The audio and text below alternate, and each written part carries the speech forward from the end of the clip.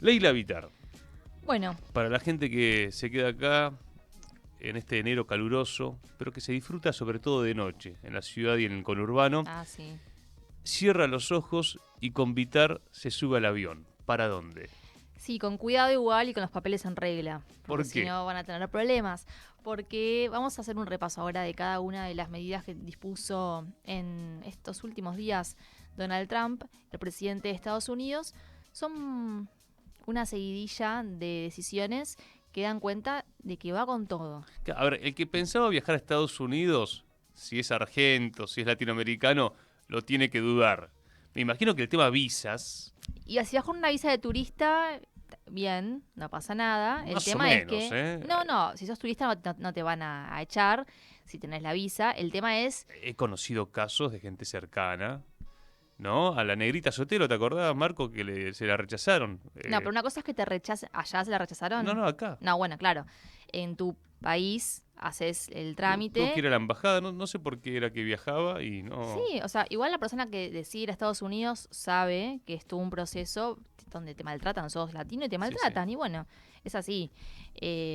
Tenés que aparte pagar una buena cantidad de dólares y saber que ellos tienen derecho a rechazarte y esa plata La perdés. la perdés. Eso me acuerdo.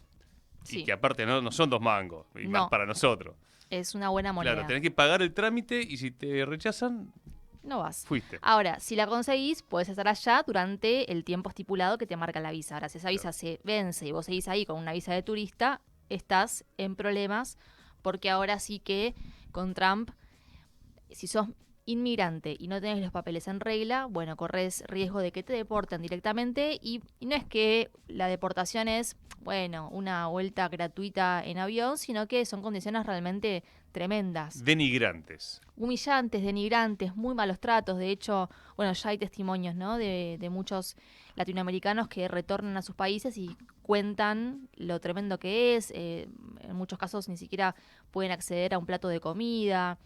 Hay muchos niños y bebés, obviamente, hijos, hijas de los deportados, que tampoco la pasan bien. Estamos hablando de menores que están en centros de, digamos, de detención, retenidos a la espera de, bueno, sin saber qué va a pasar, cuánto tiempo van a estar ahí retenidos. Bueno, por eso también el día de vuelta con algunos gobiernos de la región que dicen, bueno, hay que garantizar el protocolo, ¿no? Y que haya que estén las condiciones como para que esa gente pueda retornar a sus países sin ser maltratados. Bueno, para Trump el maltrato es parte de la política, también para demostrar que tiene mano dura, ¿no? Con este tema. Así que vamos a empezar. Firmó este miércoles la ley Laken-Riley, que es la primera legislación que recibe la firma de Donald Trump. Sí. Una vez ya Trump nuevamente en la Casa Blanca, y va a permitir la detención de inmigrantes que no tengan los papeles al día, acusados de hurto y robo. Estamos hablando de también hurtos menores, cualquiera que indique a la policía, fulanito, no sé, me robó, me manoteó los cigarrillos de bolsillo. Bueno, si vos sos Juancito Gómez, mexicano, y no tenés papeles, ya está, no hay ningún protocolo, ninguna vuelta, te volvés para México. Los detenidos pasarían a estar bajo custodia del Servicio de Control de Inmigración y Aduanas. Y además el texto que firma Donald Trump autoriza a los fiscales generales de los estados del país, a todos los fiscales, a intervenir en decisiones de política migratoria del gobierno federal. Por ejemplo, que van a poder permitir, con decisiones judiciales, forzar al Departamento de Estado a no conceder más visas a los ciudadanos de países que no acepten deportaciones de Estados Unidos. Es decir, por ejemplo, el caso Colombia, ¿no? Que decía no vamos a recibir deportaciones de Estados Unidos. Bueno, listo, los ciudadanos colombianos no van a poder tramitar las visas para ir a Estados Unidos. Esa es una de las disposiciones dentro de este proyecto de ley Laken-Riley, que lleva el nombre de una chica, una estudiante de enfermería de Georgia, que fue asesinada en febrero de 2024 por un inmigrante venezolano de 26 años, que fue condenado a cadena perpetua. El tema acá, y lo utilizó mucho Trump durante su campaña, es que este inmigrante ilegal venezolano de 26 años ingresó cerca de El Paso, en Texas. Lo detienen después las autoridades migratorias porque era ilegal. Pero claro, lo liberan como parte del protocolo que regía durante el gobierno de Biden, que era, bueno, el caso va a ser analizado mientras sigue en Estados Unidos. En ese tiempo mata a esta chica, estudiante de enfermería, y a partir de ahí es que Trump dice, esto es inadmisible, porque permitimos que un potencial asesino quede en territorio estadounidense, porque uno, bueno, ellos lo que dicen desde el trumpismo es no sabemos si es presumir que puede ser un delincuente, ¿no? Un asesino en este caso, con lo cual esta batería de medidas apunta, según Trump, a también reducir la criminalidad en Estados Unidos, que es un tema que viene creciendo y preocupa mucho también a la sociedad norteamericana. Después, bueno, acá también quería comentar que esta firma, esta ley que ya rige en Estados Unidos, que tuvo algunas críticas porque lo que decían algunos demócratas sobre todo es que, claro, va a permitir que cualquiera acuse a cualquier inmigrante de lo que sea, y sin que haya ningún tipo de investigación, ese inmigrante va a tener problemas con la justicia y va a ser deportado sin que curse por medio, bueno, la investigación que determine si es culpable o no. Con el nivel de racismo que hay en Estados Unidos, estás Va a bastar con que digas... habilitando a que civiles y policías salgan a cazar migrantes, ¿no? Exactamente, creo que esa es la palabra correcta. ¿Te acordás que era Springfield y los haitianos que se comían a la gente? Bueno, ahí se generó en Springfield, recordemos que eran las propias fábricas de Springfield que estaban fomentando la llegada de haitianos, claro, ¿no? Porque querían trabajar, lo hacían a bajo costo, porque los ciudadanos de Springfield no querían trabajar por esos salarios, y sí los haitianos. Bueno, claro, se desbordó de haitianos esa ciudad y empezó a crecer mucho la xenofobia entre la gente nativa de Springfield, que decía, claro, nos usan las instalaciones, no dan abasto los colectivos, bueno, los medios de transporte, las escuelas, los hospitales, y empezó la bronca y también ese rumor de que se comían a los gatos y demás. Bueno, a partir de ahora, si un ciudadano de Springfield dice, este que está acá me quiso robar el gato para comérselo, bueno, si no está con los papeles al día, se vuelve para Haití. O no sé si para Haití, puede ser, por ejemplo, Guantánamo. Ahora voy a explicar también cuál es la medida relacionada a eso. Y te decía el tema de los apoyos, porque es algo que firma Donald Trump, pero es una ley que fue aprobada la semana pasada también por la Cámara de Representantes con 263 votos. Es decir, acá hay 46 demócratas que votaron a favor de esto. Lo mismo en el Senado, con 64 votos a favor, obviamente todos los republicanos, pero también 12 demócratas senadores que votaron a favor. Lo que te da cuenta de que empieza a cambiar también un poco la narrativa demócrata respecto de cómo se posicionan frente a estos temas. El Partido Demócrata está atravesando una crisis de identidad muy grave porque entienden, claro, evidentemente no estamos interpelando ni siquiera a la parte de esa sociedad que antes, bueno, entendía que los demócratas defendíamos los derechos, por ejemplo, de los latinos. Los latinos terminaron votando a Donald Trump. Bueno, a partir también de esta votación se ve que hay una crisis de identidad porque muchos también demócratas, por ejemplo, esta Ocasio-Cortez, que es demócrata latina, lo que decía, está muy en contra de esta legislación, pero al mismo tiempo tenés como la contracara que es Marco Rubio, ¿no? O sea, claro, tenés dos, digamos, como prototipos de latinos hijo de cubanos, con diferentes, claro, con diferentes perspectivas respecto de qué es lo que hay que hacer con la cuestión migratoria. Si te parece, vamos a escuchar un poquito lo que decía Donald Trump. Habló sobre esta batería de medidas contra los migrantes ilegales y decía lo siguiente. La mayoría de la gente ni siquiera lo sabe. Tenemos 30.000 camas en Guantánamo para detener a los peores criminales extranjeros ilegales que amenazan al pueblo estadounidense. Algunos de ellos son tan malos que ni siquiera confiamos en que los países los retengan porque no queremos que regresen. Así que los vamos a enviar a Guantánamo, vamos a redoblar nuestra capacidad para albergar a detenidos de inmediato. Bueno, vamos con tema Guantánamo. Entonces, 30.000 camas en Guantánamo para detener a los peores criminales extranjeros ilegales que amenazan al pueblo estadounidense. Ya dice Donald Trump, recordemos que este campo de detención en la base de Guantánamo se abierta en 2002 en el marco de la guerra contra el terrorismo después del el atentado del 11 de septiembre. Y por ahí han pasado muchísimas personas sin condena, sin investigación judicial de por medio que indique que esa gente efectivamente era terrorista. Bueno, el día de hoy se estima que hay 15 personas nada más en Guantánamo. Hubo 11 yemeníes que estuvieron largo tiempo en Guantánamo que fueron trasladados a Omán y ahora solo hay 15 personas. Obama, Biden, ambos habían prometido cerrar Guantánamo, no lo hicieron finalmente, no cumplieron con esa promesa. Y ahora continúa entonces este centro, la cárcel de Guantánamo, que sigue generando polémica en el mundo, porque bueno, sabemos que es un lugar donde aparte se practican todo tipo de torturas, ¿no? Claro. Contra las personas que están allí detenidas, que no son consideradas como seres humanos, básicamente. Yo contaba la No hay entrevista ningún tipo de ley. que hicimos con Resumen Latinoamericano, Radio Madres, Barricada TV en 2015 a Jihad Ahmad Diyab, un sirio que estuvo en Guantánamo, que fue la primera vez que habló con la prensa, un expreso de Guantánamo.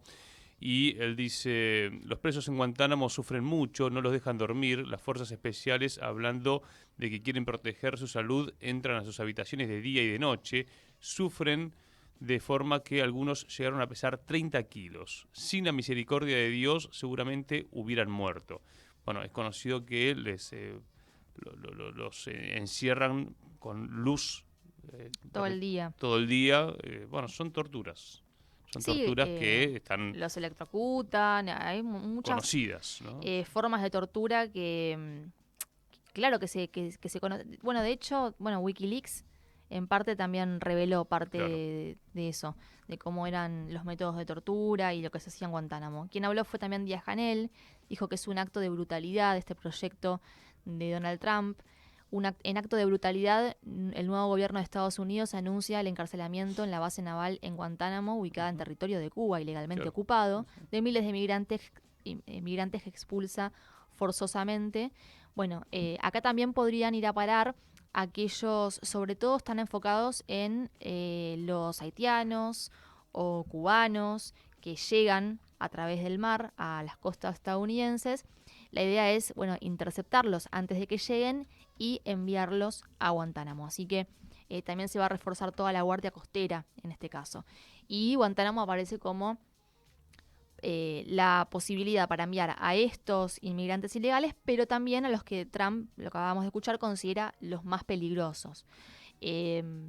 Vamos a ver que si hay algún tipo de contramedida o algún contrapeso judicial a todo esto. Parece que no, porque te decía, si repasás los votos, aparentemente hay un apoyo más allá de los republicanos. En el Congreso En el Congreso. tiene mayoría Trump. Tiene mayoría, no necesita de los votos de los demócratas, pero también cosechó muchos votos a favor de esta legislación por parte de los demócratas, con lo cual lo que se ve es de entrada un Donald Trump que no tiene demasiados obstáculos para implementar este tipo de políticas. Después, otro punto es tema venezolanos.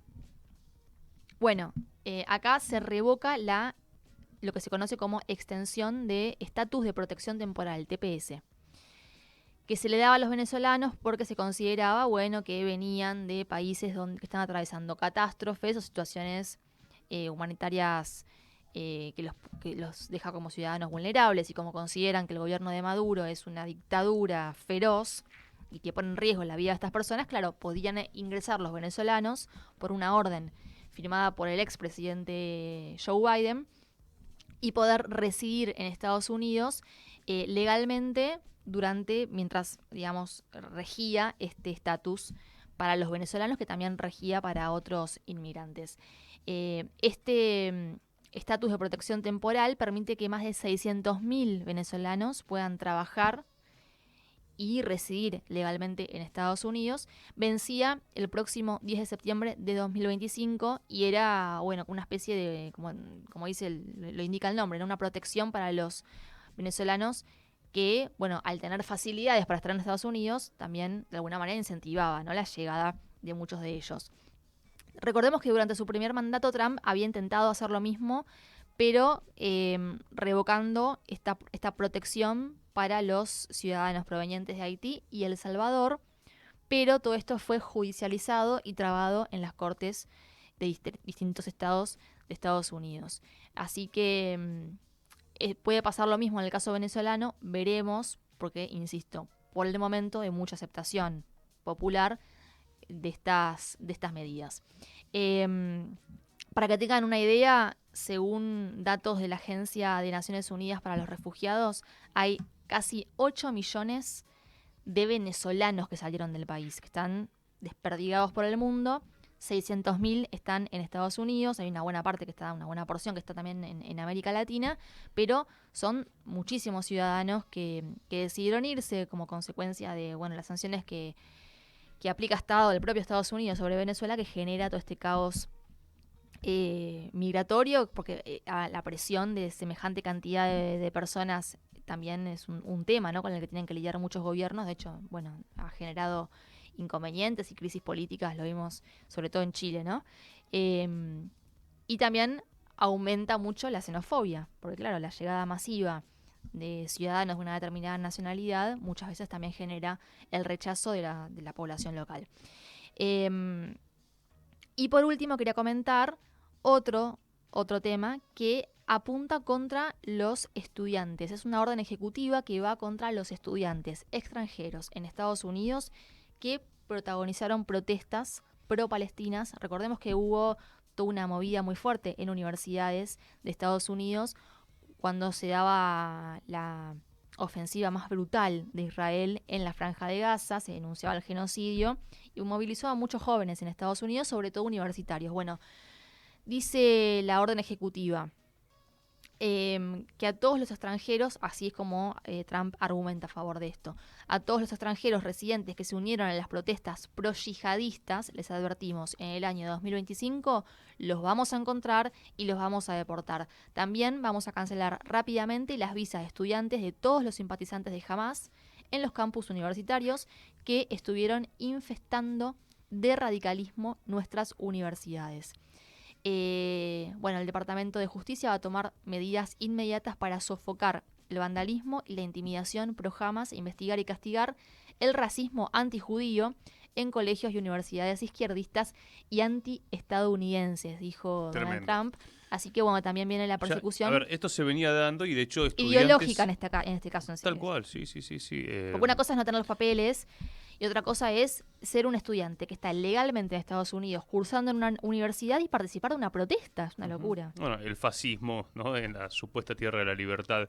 En muchos casos estamos hablando de estudiantes avanzados que no se pueden terminar de recibir por esta persecución. Totalmente. Y aparte en carreras que han sido pagas, además. No, ni hablar, la cantidad de dinero que se aporta. Y desalienta que haya cualquier tipo de movida, movilización, si hay algún atisbo. Sabemos que en Estados Unidos... De discusión sobre el genocidio israelí y sobre el pueblo palestino. Pero ya de por sí es difícil en una sociedad como la norteamericana promover una protesta, una marcha, una movilización, no es parte de su idiosincrasia. Pero en este caso, si había algún